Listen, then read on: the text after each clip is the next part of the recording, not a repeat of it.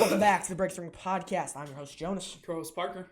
And today is a good day. We are coming in at a close for the 2025 season. And with that, Parker, we got to tell you guys something. We are doing the now annual, I guess, Break the Ring Awards. We don't have any cool names for it because it doesn't really work with it. Basically, if you don't know how it works, it's literally just a basic award show type thing, except it's our picks of the themes. Obvious ones: male wrestler, female wrestler of the year, pay-per-view of the year, match of the year, that type of stuff. We also got some Break the Ring YouTube topics, so might get a little personal at some points. But expect a funny but also hopefully good video for that. I want to make it funny. I want to make it cool. I want to make it entertaining. But I don't think there's anything else we got to talk about before we start. Parker, you got anything you want to say? No. Parker's got to apologize for missing every single time. I missed 2 weeks. It's all your fault. But we're going to start off with Raw from December 1st with the Survivor Series War Games Fallout. Show kicked off with a video package recap, like always, talking about the different War Games matches, the men's, the women's, the IC title match, and the Women's World Championship match. We also talked about the Last Time Is Now tournament, which the semifinals started off the show. Put the marker down. I'm just messing with it. We had Jey Uso versus LA Knight, and many thought that this would be a certain win for Jey Uso, but thank God it wasn't. LA Knight picks up the win after no-selling the 3 moves of doom: the spear, the splash, and the super kick. Thank God he reversed it into a crucifix pin and picked up the win. He'll face the winner of the next match, Gunther versus Solo Sikoa. And honestly, Solo's best match on the main roster. Gunther picked up the win, no shock. And the finals are Gunther and LA Knight on SmackDown. Solo and Roman versus the Usos at Money in the Bank. That was just, but I mean, like, solo that's also match. A tag match. I mean, look at who's in the match: Roman freaking Reigns. The first solo match. Yeah, first good solo match. But some interesting things here is after the Jey Uso match, Jey was upset and he started throwing a temper tantrum, destroying the Prime Car, messing with the steps. Nothing too major yet, but definitely some cracks. Parker's been calling for a heel turn for the past 6 months now, and hasn't happened yet. Are you still confident it's gonna happen? After that, yeah. Yeah, it's gotta. What do you think it's gonna consist of? Just him being heel and distancing, or do you think he's gonna fully just turn and attack Jimmy? Yeah, I just feel like him and Jimmy might have a tag match at some point with maybe they try to they fight AJ Lee for the tag titles, and then they lose, and then Jay just super kicks him, spears him, does kind of like a Wesley turn in NXT, but make it better. Well, I mean, we all know what happened to Wesley after he turned, but welcome Desmond Xavier, I guess. We then had a tag team world championship matchup between the champions AJ Styles and Dragon Lee versus the New Day, who are still mourning after AJ Styles and Dragon Lee successfully defend. A lot of controversy by these losers on the AEW side, who want to say that AJ Styles' tag team finish with Dragon Lee is all because of the Bucks. Get out. Truly. Did you see AJ Styles tweet about it? Yes, he was cooking them. I can't even lie. And me and Jaden are not tribalists. Parker definitely is. But we watch both companies basically every single show. I don't watch Collision sometimes. But the fact that these AEW fans claim, oh yeah, we watch every single show. New Japan. We watch Noah. We watch DDT Pro. And then you have the balls to say that AJ Styles is stealing moves. The guy's a veteran. He probably invented half the moves. I don't care. If you're going to be tribalist, don't go after AJ Styles. The guy is seasoned in this business. He literally cooked half the people who were talking on Twitter. He genuinely is one of the greatest of all time. I hope he goes to AEW before he retires next year. Anything you want to say about that? I mean, I don't think he will go to AEW. I'd like to see him go to AEW, but I don't think he will. But yeah, he is retiring next year, sadly. So this would be his last chance to go to AEW, but people can lie about their retirement. The only person I think that's no, Cena's lying. He's gonna go to AEW the beginning of his retirement tour. March 13th. The final time is now pay-per-view, and we will see John Cena versus Kenny Omega in a 60-minute Iron Man match for the AEW Unified Championship. Towards the Rumble, he used to look at the camera and be like, "Retirement tour," and I'm like, "What?" He did? You did that once or twice at the beginning of the year. Oh. And I was like, I wasn't even gonna argue because you were gonna be like, yeah, he's gonna pull like Undertaker and Kane and have a crappy match at Crown Jewel. Well, I honestly thought he would, but then he said no to Saudi and all that, and I don't know. I mean, I think once we hit with the Mania win, I was like, oh yeah, he's definitely retired because the 17th and all that. But we got to talk about the main storyline that developed that night, and that is the women's tag team division. The main event was Rhea Ripley and Io Sky versus Charlotte Flair and Alexa Bliss. And it was a number one contendership match, but it ended up ending in a no contest after the tag team champions, the Kabuki Warriors, intervened, attacking both teams, causing a no contest as so. After the interference, multiple women's tag teams flooded the ring, including the Judgment Day. We also had the return of Liv Morgan on the show. Forgot to mention that. Basically, we had Lyra and Bayley, the Judgment Day, which is like all three of them, basically. We also had... were those the only... Yeah, it was the only other two that ran out, right? There was like 6 tag teams. Yeah. Well, Kabuki Warriors, Rio, Charlotte and Alexa, Lyra and Bayley, and then Judgment Day. And then somebody else. I don't know. Oh, people thought Lash and Nia might... Oh, was she there? They weren't there, but people think that they might get involved. Probably. Just because of the whole Charlotte Alexa thing. Yeah, I mean, most likely. But basically, there's a little bit of heat going on with the Judgment Day, potentially, as Liv Morgan has returned from injury. But Roxanne grabbed the tag team championship, but she gave it to Liv, who then rejected it. So, maybe everything's good. I'm not 100% sure because I don't know if you saw it, but I know I've talked about it a couple times. During her injury, she wasn't really mad at Dom at all, which is why I had a feeling she wasn't actually turning on Dom at SummerSlam, Survivor Series. And I think she might turn on Raquel because Raquel just picked up a new tag buddy and started doing all that. But at the same time, she was kind of hesitant, so I don't know. But I don't know. It could be just Liv going after World Championship, and Liv Steph could cook. So I'm not against it. Yeah. I was kind of shocked at the fact that Liv didn't beat up Roxanne when she was handing her the belt. I thought she was gonna start, going ham, just beating the crap out of her. But she handed her the belt and lifted her hand up. So I was kind of shocked that they're keeping them together and not, But yeah, I think they're definitely. I like how they're trying to expand the women's tag division in general, because lately it hasn't been the greatest. I mean, it's been good, but not like SmackDown tag. Yeah, I mean, Penta is clear already. I had what's it called? What's the word? Conspiracy theory. What if the Penta injury was fake, and it was all to make us believe that Dom got really injured at Survivor Series? What if it was a work to enhance the work of Dom? I don't think they would do that. I just don't see that happen. I don't see the correlation. Penta did the same injury. I see the correlation because it was the same move. Same move, same type of injury, and Penta's already back. He could have just gotten really lucky. I mean, Penta is a freak athlete. I didn't believe Dom's injury for a second. He landed on his elbow and he started holding his shoulder. Well, to be honest, he looked worse for his neck. It landed on here. It looked worse for his neck than his actual. But he's holding his shoulder. I just didn't believe it. I didn't fall for it. But yeah, I mean, I was just scrolling Twitter to make sure we aren't missing anything crazy. But no, Raw was pretty solid, I'd say. I was happy LA Knight won because frick Jey Uso right now, man. Number one Jey Uso lover, and 6 months ago. By the way, I was not the number one Jey Uso lover, brother. You literally had a shirt on. If you hate this man because he won the Rumble, the video you he was still doing pretty good, and then he started gassing himself. He started tripping over the top rope.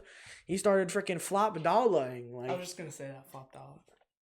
I don't know. I think Top Dollar is a better wrestler than him right now. That's crazy to think Stop about. digging in the candy. But yeah, so during this Raw, we had a lot of storyline. Thank God. So yeah, what are you doing? Stop. I'm trying to put it through the hole. Stop. Dynamite. Yeah, time for Dynamite. Started off with a heated promo battle between Samoa Joe and the number one contender, Eddie Kingston, who will have a title match at Winter is Coming Dynamite. Sorry about that. Joe went on to verbally attack Eddie Kingston, talking about his past and claiming Kingston used to be something. Great promo battle. To go to the industry, to big boys who know how to freaking kill men in Fortnite. It's going to be tough. I'm excited for that. Parker better watch the show. And then it went on to the Continental Classic where we saw Kazuchika Okada versus Pac in a fantastic matchup in the Gold League, where in the end, Okada picked up the win after reversing the Brutalizer into a roll-up, finally gaining some points after he lost to Kyle Fletcher the week prior. Parker does not watch Dynamite, so he doesn't have much to talk about. But we then had two of the best upcoming, and I don't mean that in like a literal sense. I mean that in the in the hierarchy of world champion to jobber. Upcoming wrestlers in Kyle Fletcher versus Kevin Knight, where Fletcher maintained his undefeated streak by defeating Kevin Knight after the Brainbuster, and he is in the. I'm pretty sure he's first place for Gold League right now. As of there. We then had, and I'm going to be honest, wasn't as good as I was expecting it to be, the Hardcore Holiday Death Match, Toni Storm and Mina Shirakawa versus the Mega Problems, Marina Shafir and Megan Bayne. It was good, don't get me wrong. Wasn't super crazy. Was honestly expecting super crazy, but we just had blood and guts, so makes sense. But like I said, still good. Weapons-filled match with barbed wire candy canes, frying pans, champagne bottles, and tables. The Thomas Love Bombs pulled off the win. Toni Storm delivered the Storm Zero with help from the returning Luther, distracting Marina Shafir or Megan Bayne. I can't remember who it was. This victory sets up to the finals, where they will fight the Babes of Wrath. And winner is the inaugural Women's Tag Team Champions. I got a little bit, though, is that I need them to change the tag title design eventually. It's literally the men's. It just says women's and it's smaller. That's what I was trying to say. But I don't think they're gonna keep it like that because like look at the have you seen the first women's? The first women's? Like what it looked like? No. It was tiny, but also the world champion was freaking Riho, who is very tiny. I'm gonna say that. Like, look at this thing. It was so small. Yeah, look at this. This is what it was. And now it's this, which is so dope. I love the Women's World Championship design. But, I mean, it's not the worst thing. You know what I will talk about? Championship stuff that's confusing me. Uh-oh. Okada's whole thing. Oh, yeah. You talked to me about this. What's the point of having a unified championship if it only is in the company when somebody actually has both belts? What's the if they win one, do they have to fight the other person for it? Is there going to be some type of stipulation where after like 5 weeks they have to fight each other title for title? Like, I don't understand it. I could just be understanding it wrong. And I mean, hey, Tony Khan, you're a cool guy. I love your company right now, but just confusing, man. See, they hit the 6-7 on the ROH press conference. No, I don't think I did. Mox did it too. I did not see that. No. He did it on accident. Shut up, Jen. But he was like, yeah, I'm excited for the 6-man survival of the fittest match in the main event. Mox did that? Yeah. I want to die. We then had non-title, and it was a World Trios Eliminator match where the Ops took on the Dark Order, mainly just to murder them because they were Hangman's friends, attacking them before the match even started. I've never heard of any of those three guys. They're goats. You need to know Evil Uno. He looks like me. He has the body of a Greek god. He looks like me. John Silver, Johnny Hungy, and Alex Reynolds. Dude, Evil Uno is so tough. That's not what I meant to look up, but he's so tough. He's got the body of a Greek god just like me. Oh, that's why you said he looks like you. Yeah, but he's a goat. John Silver is like 4'11", and muscular. So Very. So I'd beat him in a fight, is what you're No, you'd lose badly. saying? Nah, I'd win badly. He's Johnny Hungy. So. Johnny Hungy. But obviously, no shock, the Ops destroyed the Dark Order. It was still a pretty fun match, though. Love the Dark Order. Love Evil Luna. Love Johnny Silver. Can't really talk about Alex Reynolds. No, this was the main event of the show. The main event of Dynamite was Claudio Castagnoli versus John Moxley, where Claudio picked. You good? What? Your mic broke, actually, for a second. Okay. Did you read this with the plug? No. Got it, straight up unplugged and stopped. Okay. Is it good? Yeah, it's good now. This kid's tweaking. The main event was Claudio versus John Moxley in the Blue League. Big match to close the show. Claudio delivered a stiff uppercut to Moxley for the win. Almost a time limit draw. It was 3 minutes left. Moxley was bleeding. All the type of stuff.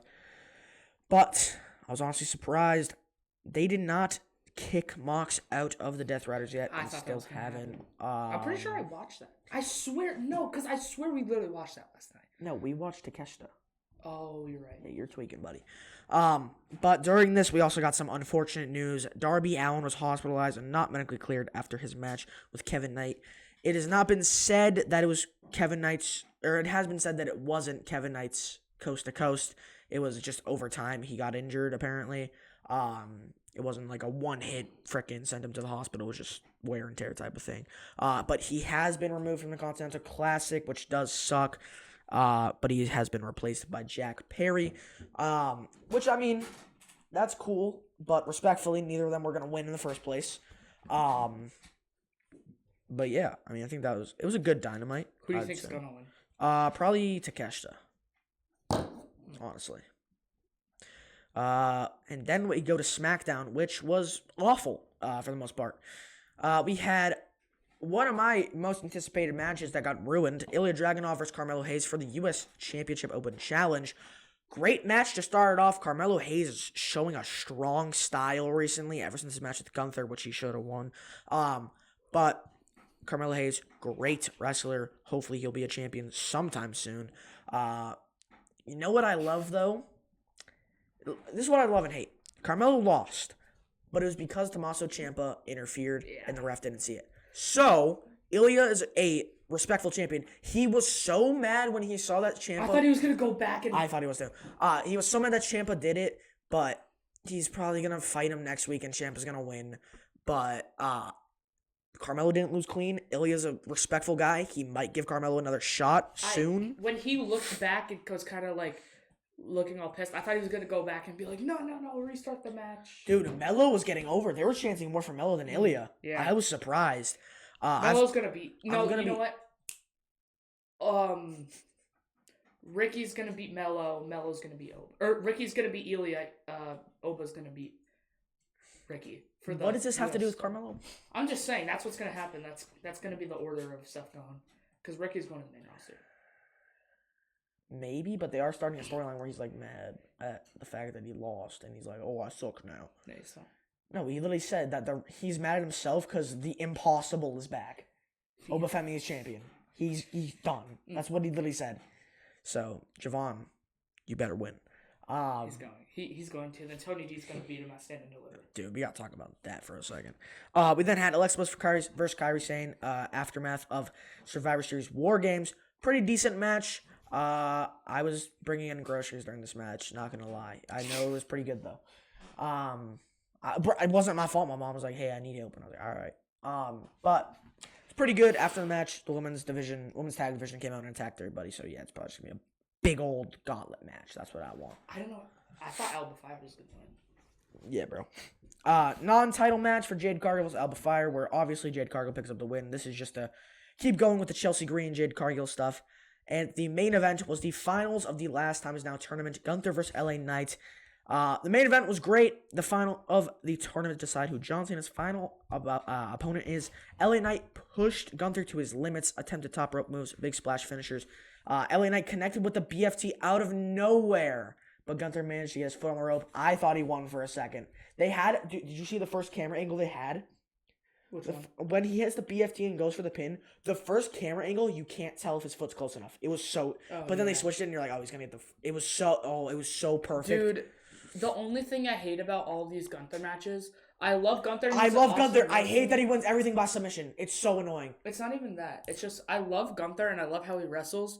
But you can always tell once he has somebody in the sleeper, even if they get out of it, you know he's going to put him back in. Exactly what Jaden did. It's just stupid because I get so much faith for my GOAT, Carmelo Hayes. I get so much faith for my GOAT, Javon Evans. I get so much faith for LA Knight. And then they just go to sleep. LA Knight losing to a random submission from Gunther is kind of crazy. Yeah. He hasn't used that submission once, and then he lost. He's gonna. I think if Gunther beats Cena, he's gonna win in the Boston Crab. How insane would that be? I don't even know what you're talking about. If Gunther and Cena at Saturday Night's Main Event. Yeah. If Gunther wins, he's gonna beat Boston Cena. Crowd's gonna be awful. Why? Because he beat Cena. Boston Crowd in March is gonna boo the fudge out of that night. I'd love just seeing the Boston Crab. Dude, did you see the ticket prices have already dropped like $30? Really? I swear to you. Yeah, I don't. I told Jaden. I might go. I told Jaden. I told my mom I'm not going to any more televised WWE shows unless these ticket prices go down because I don't want my mom wasting money on shows and then we see nobody. I mean, the only reason the Cena one also was because let me say this right now, Triple H. John Cena wanted a full schedule and you said no? I'm sorry, but that's millions in the bank just flowing in and you say no. I don't know. It seems to me that it seems to be you wanting all the money, but not when it means good stuff for the fans. Just say. Tony Khan, you can send me to a show. Yeah, it's just stupid, bro. Like the guy just wants money, but then he says, "Oh no, John, you don't have to wrestle every single match that you ever wanted to wrestle." Why? I put it on Twitter, and this is no hate to my mother, even though she's probably not gonna watch this and not see this. You don't put him on any shows, and then I go to SmackDown. My mom spent a good amount of money. I don't know how much. I loved the show. Matches were great. Cody wasn't there. Randy wasn't there. Cena wasn't there. Tiffany had a dark match that lasted 5 minutes. Jade had a dark match that lasted 5 minutes. Penta had a dark match where they messed up his entire entrance and was 5 minutes. R-Truth had a match where it didn't even start. Aleister Black had a match where it didn't even start. And this is so respectful, the only good part of that show was meeting Jimmy from the Cube. And I'm not saying that's a bad thing to Jimmy. I'm saying the fact that they couldn't even put on a good show to where I was more shocked at anything that happened in the night with it being Jimmy than anything that happened in the show. We saw the MFTs open the show with Sami Zayn. Man, that's just nasty. I can't lie. Check from there. What are the prices for that? $72. It's already dropped like $30. That's kind of good. Yeah, it's already dropped $30. Oh yeah, I'm definitely but going. just so you know, we paid $70 for our Dynamite seats. It's 160 actually. Well, this is lower. Oh. It's like up here's one. It's already sold. This is okay. They've already sold out the lot. I really hope a lot of like parents stand by. I think Cena's gonna be there. 318. Oh, that's because there's 2 tickets. I was like, what the. Also, Ticketmaster sucks. I'm sorry. We are never taking a brand new. I got scared because my uncle bought the Cena tickets from StubHub. StubHub we used for Survivor Series. And I just got scared because I was like, I've seen videos online of people StubHub does reimburse getting stubbed. And I was like, I don't care. Like, if they were fake, I don't care about the money. It's just not being able to see Cena. I'm not even trolling. I saw... Oh, I hate the guy. But we got it. Respect. I'm not going to say it, but I hate the person. They got scammed by a reseller on StubHub, but then StubHub gave them, like, a better ticket. No. Oh. The guy. Him. You're going to have to tell me after why. He's just a weirdo. Okay. But... Jeez, we got so off track. Gunther wins the tournament and earns the final match against John Cena at Saturday night's main event, December 13th. Because I brought the Boston Crab. I was crashing, sorry. I like zone out. I literally stared dead at the camera. I don't know if you saw that. That was bad. Triple H. Small afro. We are never going to it. Trash. This has been a quick pod. How long have you been recording? 30 minutes? Yeah, just under 25. Oh, shoot. Well, we still have to talk about... Alright, we'll talk about some other stuff then. We'll talk about... So we had Deadline last night, which was a fantastic show, and we Let's also go had through Collision. all of them because the PLE was good itself. Yeah, the show started off with Obafemi versus Ricky Saints in a fantastic match. Better than their first match where Ricky won the title. Oba wins it back after 2 consecutive fall from graces. Ricky Saints use that spear more often, my boy. I don't know how he kicked out after hitting his like DDT onto the steps. Yeah, I didn't understand that. I was talking like, to Jonas. I was like, I like the Rochambeau, but it just doesn't work for everybody. They need to find. He tried it on Oba. Well, that's why you gotta build up the spear. That's why him winning with the Tornado DDT that time didn't make any sense. He pulled it out of his back pocket and won the World Championship from somebody who was holding it for like almost a year. Yeah. It was kind of crazy. But no, the match was way better than their first one. Ricky was showing that he's still a great wrestler. Let's see. The ruler is back on top as Obafemi conquered Ricky Saints to regain the NXT Championship in statement fashion. This is just WWE.com. The champion was confident early on, mocking the challenger with his own signature strut, but it wasn't long before that the ruler imposed his will. Femi battered and bruised Saints by tossing him around the ring, but Saints fired back and even managed to hit a huge spear and stunner. It was more of an RKO, let's be honest. On his hulking opponent, the ruler continued his assault on the challenger, but Saints once again rallied and hit a pair of tornado DTs, one of which on the steel steps. That was what Parker was talking about. The champion went for a Rochambeau, but was countered with a fall from grace and hit another, this time, sit-out version and won the championship back.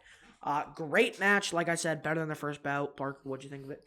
Yeah, I really liked it. Jonas is actually saying it was going to be your match of the week.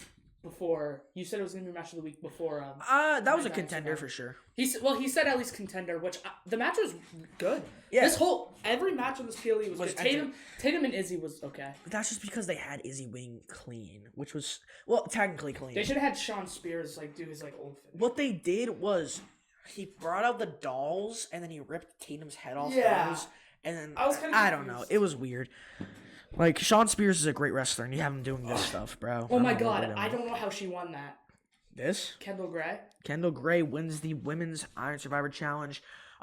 She is the Evolve Women's Champion and will now face the NXT Women's Champion, JC Jane, at New Year's Evil. I think she should win. That would be sick. That would be kind of sick. That would be awesome. Kendall Gray becoming the first ever Evolve and NXT Women's Champion at the same time. That would be tough. But she'd probably relinquish the Evolve one. Yeah, for sure. That would be like her being brought up to NXT. And then it's because she can't get beat for it. Yeah, it would be weird. Because if she got beat for it, then some random Evolve person can beat the NXT Nikita Women's Lyons, Champion. bro. Yeah. Nikita Lyons. That's who's gonna beat her. Gray kicked things off with Kalani Jordan, and after a long fight from Jordan, Gray hit a huge slam for the first fall. Jordan left the penalty box and rolled up Gray to even the score. We then had Jordan Grace enter at number 3 with a huge lariat to Gray. We then had Lola Vice at 4, immediately scoring a pinfall thanks to a spinning back fist on Kendall Gray. We then went to the penalty box. Once she got out, she rolled up Jordan for her second pinfall. Jordan Grace's first fall was met with Sol Ruka's entry into the match, but Jordan refused to go to the penalty box, attacked Sol Ruka's already injured knee, taking her out of the match. A massive Spanish fly to the outside, but Jordan saw Ruka return to the fray as a former Women's North American Champion hit 2 Soul Snatchers to score consecutive falls. People are hating on the Soul Snatcher. I don't know why. It's only because people are like, oh yeah, they're like, oh, she has to stop doing that because her back. Brother, she obviously knows that. How'd she do it from the outside? That was so small. It was awesome. That jump is literally.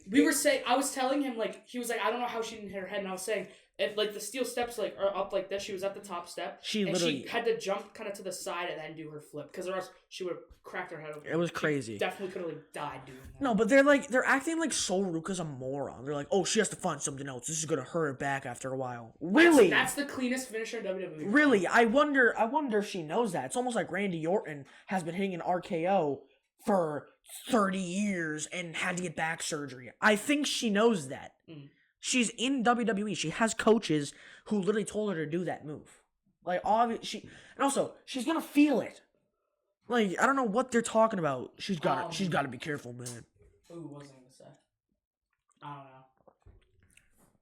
don't know. But This match was okay. in the end, Kendall Gray wins the 2025 Women's Iron Survivor match. We then had my current favorite heel in the company, Ethan Page, versus Mr. Iguana for the North American Championship.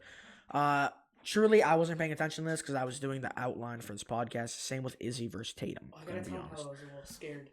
The NXT North American Champion, Ethan Page, retained against Mr. Iguana, who toured with the champion as he played dead before springing back to life with help from La Yesca, which confused Ethan, only angering the champ, though, as he continued to assault the challenger before spitting on La Yesca. One twisted grin, and it was over. Izzy Dane beats Tatum Paxley. Stupid.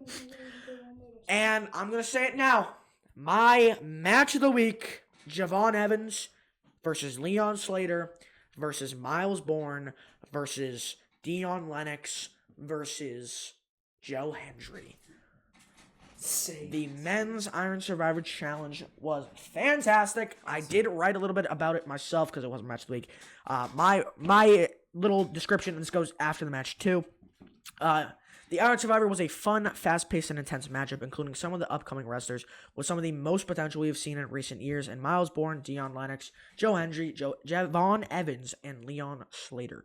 Everybody in the match stayed involved and had interesting and anticipatory, big word, moments throughout the entire match, with Javon winning in the end. He will face Obafemi, the newly crowned NXT champion, on New Year's Evil. But after the match, we saw the return of an insanely different-looking Tony D'Angelo. Don't think he's super Italian anymore, fellas. He ripped up his hat. He's also got a long beard. He looks like Craven the Hunter. I want to point out two things. One, yeah, go ahead. I did not recognize Oba.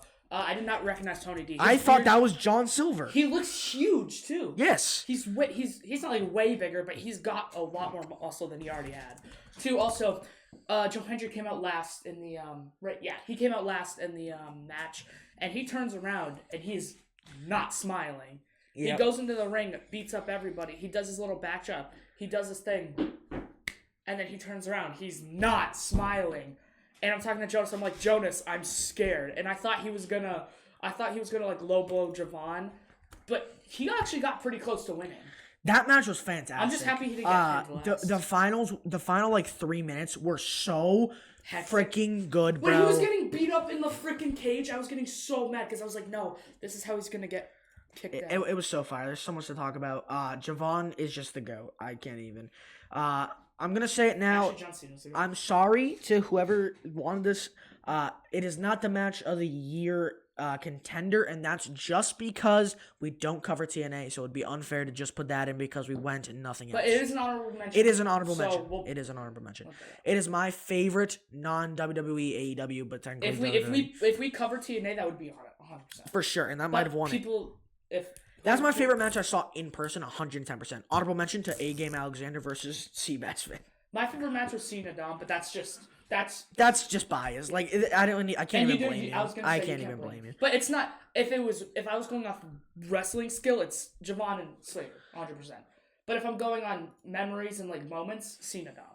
For sure. And anybody who was there can't disagree with me. Unless you were at like Roman Cody WrestleMania 40. Well, yeah. I mean, but that's way different. Oh, speaking of Roman and Cody, are you opposed to Roman and Cody 3 at 42? I'm not opposed to it. I'm not. I'd like to see Roman win and Braun take it from him. So I wouldn't love it because I think the first two are great. No need for a third one. I just don't want another Avengers Assemble. I want a clean match. And because sorry. And because I don't know. I think it's good to leave it where it is. We forgot to talk about freaking Takeshita versus Mox last night. We didn't watch Collision because we were watching Deadline, and then I was like, oh, Parker. Because literally, Tony comes back, and then I hear the Death Riders theme start playing in the living room because my dad was watching it. And so I was like, oh, Parker, Mox and Takeshi are about a brawl. You want to watch it? He's like, yeah, bro. So we started watching that, and it was fantastic. Mox and Takeshi killed each other. There was a nasty stomp onto the apron. Oh, freaking disgusting. The only issue, we were behind like 2 minutes, so Jonas heard Jaden go, oh, and he was like, Mox just got murdered. Or no, Takeshita got murdered. But And he was like, oh. Takeshita won after two literally back-to-back knee strikes, and then I saw it's Claudio and Mox lost last night. They're running back and forth. He runs back. He goes sprawl, squat, sprint, and then he comes back sprawl, squat, sprint. They are locked in. He's like, these losses mean nothing to the Death Riders. I love the Death Riders so much. I hate him at the beginning. I freaking love him now. Parker, I said my match of the week in the Men's Iron Survivor, but we all know what time it is. We all care about this. I'm kidding. It's Tony D'Angelo. Can you let me say that? Parker, who is your wrestler of the week? It's Tony D'Angelo. Just because he returned. All right. I mean, I guess. Who would you put? I mean, I might have put a Javon. I could have put Kendall Gray. For a woman, I'll put Kendall Gray. For a man, I'll put Tony D. And that's crazy that there's two NXT people, but I just feel like they both deserve it. They did great. Stay tuned for 2K videos. I know I promised them last week, but things were busy with school. I have a lot of homework, to be honest. We got 2K videos coming out. We got the BTR awards to come out hopefully by the end of the year, maybe early next year. I'm gonna try. It's just that I really want to edit them to be clean and nice and have graphics. So I want them to be put through. I have big ideas. It's supposed to be funny. It's supposed to be entertaining. I sent Parker like a 3-minute voice note of like, yo, I have these ideas. He's excited for it. I know Jaden's excited to help with it. But yeah, expect that. 22-5 was a great year for Breakthrough Ring. We will talk about that a lot more when this year ends. We're almost there. And John Cena retires next week. And we'll be fresh off that on the next podcast episode as long as nothing goes wrong. And we'll see you in the next one. If I make it. Oh!